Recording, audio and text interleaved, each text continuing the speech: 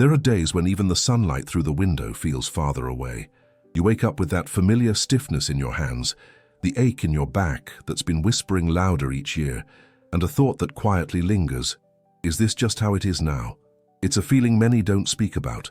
The quiet fatigue that settles in the bones, the sense that your body, once so strong, now moves like it's carrying something heavy. And perhaps it is. Perhaps it's carrying years of love and loss, of memories that still visit you in dreams, of names that sometimes slip away. Perhaps it's carrying the weight of being seen less and listened to even less, especially by those meant to care for your health. Dr. Shigeaki Hinohara, one of Japan's most respected longevity experts, once said, "We don't live long by avoiding disease. We live long by nurturing vitality." And that changes everything. It's not about chasing youth or fighting against age like it's a battle to be won. It's about remembering the rhythms that once kept us well and finding our way back to them gently. Because the truth is, nature already gave us what we need. But modern life, and even modern medicine, often forgets to look in the right places. The pills may stabilize your numbers, but they rarely bring back that quiet sense of strength. They don't return the joy of eating without discomfort, of waking with clarity, of walking without fear. That comes from something deeper. Dr. Andrew Weil, another gentle voice in the world of integrative health, reminds us that healing isn't about attacking illness. It's about restoring the balance that illness disrupts. It's about the flow of energy, the calming of inflammation, and the return of emotional rhythm. These are not grand medical procedures. They are humble practices. The way we breathe, the way we move, the hours we eat, the warmth of the morning sun on our skin. And yet, these are the very things that often go unspoken in the doctor's office. These are the things that seem too simple to matter, but they do matter. They matter deeply, because behind every stiff joint or restless night, behind every slow digestion or forgotten word, there is a body asking for attention. And nature is still whispering back. If we can relearn how to listen, some of what we'll talk about today may surprise you, like how you can improve your circulation without pills, how your gut, when nourished the right way, can begin to bloom again, how the timing of your meals can reduce pain, and how a few minutes of sunlight in the morning can awaken more than just your eyes. These are not fads. They are what many of our ancestors practiced without even thinking. And now science is finally catching up. As Hinohara said, nature's medicine cabinet is silent. It works only for those who still know how to listen. Today is about listening again, not to noise, not to fear, but to the body that has carried you this far, and to the simple wisdom that has always been within reach. Because you are not getting old, you are maturing with wisdom, and wisdom knows when it's time to return to the source. There's a quiet moment, often unnoticed, that happens in the body after 60. The breath shortens. It moves less deeply into the belly and more into the chest. It becomes faster, shallower, not because we decide it, but because life slowly tenses us. Grief, fatigue, stiffness, medications, and long hours sitting in silence all play their part. And so we begin to live with less oxygen than we once did. And we feel it, but we don't always recognize it for what it is. We call it tiredness. We call it fog. We call it the heaviness in our legs when we walk, or the forgetfulness when we try to find a word. What we don't always see is that it might be the breath, or rather, the lack of it. Research from Stanford and the Mayo Clinic has shown something beautifully simple. When older adults learn to breathe more deeply, especially using the diaphragm, everything improves. Blood begins to circulate more freely. The digestion becomes more efficient. The mind feels clearer, not because of magic, but because oxygen has returned to its rightful place, nourishing every cell, calming every storm inside. And here's something unexpected. It's not just the inhale that matters. It's the exhale, the act of fully letting go. When we exhale completely, we signal to the body, refill, take in more, reset. Most people don't do this. They breathe halfway, always in a rush, always half full, always half listening to their own body's needs. But this isn't about techniques or perfection. It's about rhythm, a quiet rhythm done 3 times a day like a prayer to the lungs. Inhale for 4, hold for 6, exhale slowly for 8. That's it. And as the breath slows, something else begins to shift. The heart rate, the inflammation, the mood, even the thoughts seem to soften. You don't need to climb a mountain. You don't need to run laps. But your breath, it must move like a river again, because breath is life. And after years of carrying others, caring for family, surviving heartbreak and long winters, your body deserves to feel alive again. As Dr. Hinohara might say, the body doesn't need more struggle, it needs more flow. Oxygen is your quiet currency. The less you spend, the poorer you feel. The more you invite it in, slowly, deeply, with care, the richer your body becomes. And perhaps, just perhaps, the world around you begins to feel a little more alive too. If this breath speaks to you, imagine what else your body remembers. Subscribe to keep listening. There's a quiet truth that no one told many of us when we were younger. The body doesn't just digest food, it digests time. Especially after 60, time begins to matter more than we think. Not just how fast the days go by, but when we eat, when we rest, when we move. Because inside your body, there is still a clock. Delicate, silent, but alive. And it listens to the sun more than anything else. As we age, digestion slows. The stomach doesn't break things down as quickly. Insulin, the hormone that helps manage sugar, becomes slower to respond. And when we eat late, especially after the sun has gone down, we unknowingly ask the body to do something it's no longer ready for. We wake up with stiffness in our hands. Our legs feel heavier. We feel foggy, even if we slept through the night. And so we wonder, why do I feel tired even when I've done nothing? Science has been catching up with what tradition already knew. Studies from Harvard and Oxford show that older adults who eat most of their food before 3 p.m. have better control over blood sugar, less nighttime inflammation, and even more stable moods. But this isn't about perfection. It's about rhythm, about returning to the cycle that once kept us well, long before electric lights and late dinners became the norm. There's something strangely powerful about a warm lunch. Real food, prepared calmly, eaten slowly. When lunch becomes the heart of the day, not just a passing snack, digestion thanks you. You sleep better. You wake up lighter. And that stiffness that used to greet you at sunrise begins to loosen. Dinner then becomes something gentler. A warm soup, a soft protein, a few spices that help the gut. Not a feast, but a farewell to the day. You close the kitchen not out of discipline, but out of care. Because the body, like the earth, also rests when the light fades. It may feel unusual at first, but in time you might notice something. The mornings are easier. The mind feels clearer. You no longer carry the weight of last night's meal into today, because the stomach too has its own clock, and it closes its doors when the sun goes down.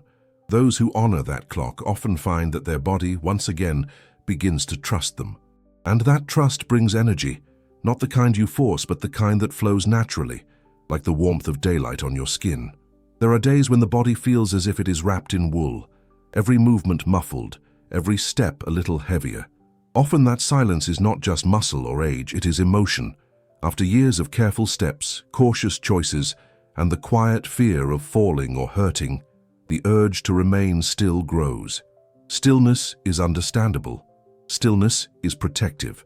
But stillness can also dim the flow of life that runs through the legs and heart and hands. Research from Tokyo University and the Mayo Clinic points to a gentle paradox. The body prefers brief, frequent awakenings more than long, rare efforts. Little interruptions to sitting, a short stand, a few simple motions, nudge the circulation to move, the heart to respond, and the muscles to remember their work. These small pulses of motion help with leg strength, blood flow, and the quiet business of keeping the heart functioning with ease. They do not demand endurance, they ask only for presence. What surprises many is how much better the body can feel when movement is spread gently through the day. One short sequence repeated often can do what a single long session sometimes cannot. 5 calf lifts, a few slow shoulder circles, and a few long breaths, done briefly and often, encourage the legs and the chest to speak to each other again. It is less about effort and more about conversation. The muscles say, "I am here," and the heart replies, "I hear you." Over time, those whispers grow into steadier signals of strength. Imagine the body as a river. It does not dry because it ages. It dries because the current has been allowed to slow. The answer is not a grand storm, but small stones shifted back into place that let the water move. Many people find that a short reset every half hour makes the day feel lighter, steadier, more possible. The river begins to flow again, and with it returns a kind of everyday confidence, the confidence that comes from a body that remembers how to move. There's a garden inside you, though you may not have felt it blooming in quite some time. Over the years, as meals became more rushed, medications more frequent, and digestion more unpredictable, something began to fade. Bloating, discomfort, a heaviness after eating, they become familiar. Not loud enough to call a doctor, but persistent enough to cloud the day. It's tempting to dismiss these signs as ordinary aging, but what if they are not the problem, but the message? Many older adults experience what some call silent gut aging. It isn't just about digestion. It's the slow decline in stomach acid, the delayed rhythm of the bowels, and the quiet loss of diversity among the trillions of tiny organisms that live inside the intestines. Organisms that play a role in energy, memory, inflammation, and even mood. We may not see them, but they are there. And when they're nourished, they protect us. When they're neglected, everything begins to slow. Dr. Andrew Weil has often pointed out that inflammation, the silent companion of many chronic diseases, often begins in the gut. When the digestive fire weakens, when the balance tips toward the wrong bacteria, the body starts to ache in unexpected places. The joints, the mind, the skin, even the emotions. But healing the gut does not require great change. It begins with something old, something our grandparents understood without reading a study. Sourness. Not the harsh kind, but the gentle kind found in fermented foods, in a squeeze of lemon, in the tang of vinegar on a salad. These flavors speak to the gut in a language it remembers. They awaken enzymes. They stimulate motion. They invite the right kind of life to grow again. A spoon of sauerkraut, a glass of kefir, a bit of miso in warm water. These aren't fads. They're part of what once kept older generations strong, even without access to modern treatments. When these foods return to the plate, many people notice something else returns too. Regularity, comfort after meals, even a lightness in the chest or clarity in the thoughts. The pace matters too. Chewing slowly, sipping warm liquids, allowing the body to receive instead of rushing through the act of eating. These are acts of care, not discipline. They say to the gut, I'm with you, let's begin again. Because the gut is your second garden. And like any garden, it needs living soil, gentle tending, and time. It may have been neglected for years, but it hasn't forgotten how to grow. It only needs the invitation. There is a light that touches the body in ways no pill can. It doesn't come in a bottle or a label. It arrives quietly each morning, stretching across the floor, warming the hands that reach toward the window. For many, especially after 60, that light becomes less frequent. Not because the sun is absent, but because life has slowly moved indoors, behind curtains, behind glass. And yet, the body remembers. It remembers what it feels like to be guided by the sky. After the age of 60, the skin's ability to produce vitamin D naturally declines. But what's often forgotten is that sunlight is not just about vitamin D. It is a message to the brain, to the hormones, to the clock ticking inside each of us. Morning light signals to the body that it is time to wake, time to focus, time to align. It helps regulate cortisol, the hormone of alertness, and melatonin, the hormone of rest. Together, they shape the rhythm of energy, sleep, immunity, and emotional steadiness. Peter Attia's clinical observations, alongside findings from the Stanford sleep labs, show that just a few minutes of early sunlight, especially within the first hour of waking, can reawaken that rhythm. Not through a window, not filtered by glass, but with real light on the skin and into the eyes. It doesn't take much, just enough to remind the body of the day's beginning. And when that light arrives together with gentle movement, a slow walk, a few mindful breaths, it speaks even more clearly. The muscles become more coordinated. The mind feels more present. The fog of the night begins to lift, not suddenly, but softly, like mist rising from the fields. This kind of nourishment is invisible, but essential. It doesn't offer instant reward, but over days and weeks, it creates a quiet shift.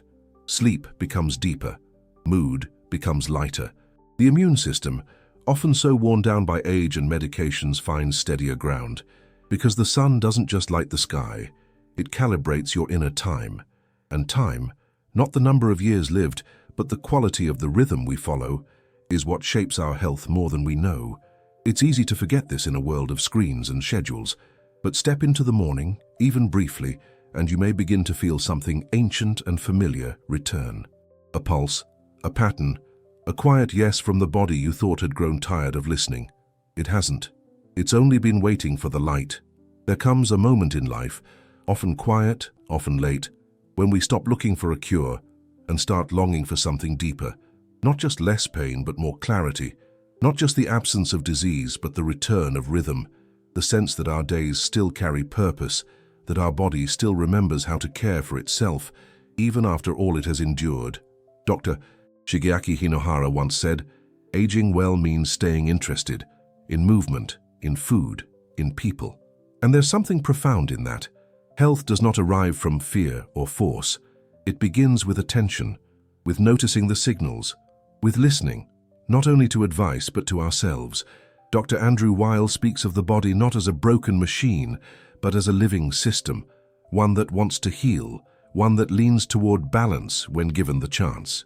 When oxygen flows, when food arrives with the sun, when the gut is nourished with care, and when morning light touches the skin, the body begins to remember its way back.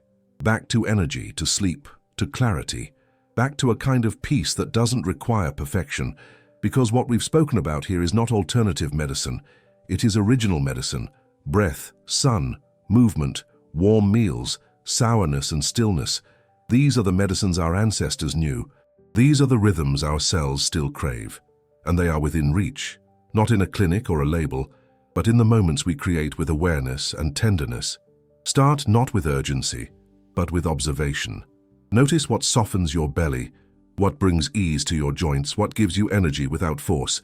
Protect those moments. Guard them like a prescription written not on paper, but in experience. As Dr. Hinohara so gently reminded us, the greatest doctor you will ever meet is still within you, waiting for you to remember how to listen. And perhaps today that listening has begun, not with noise, not with fear, but with a breath, with a memory, with the quiet possibility that your body is not finished, that it is still here, that it is still yours, that it is still waiting for your care. Now a question for the heart. Which habit gives you the most energy today? Which part of your rhythm feels most alive? Your story may be the one that helps someone else find their way back.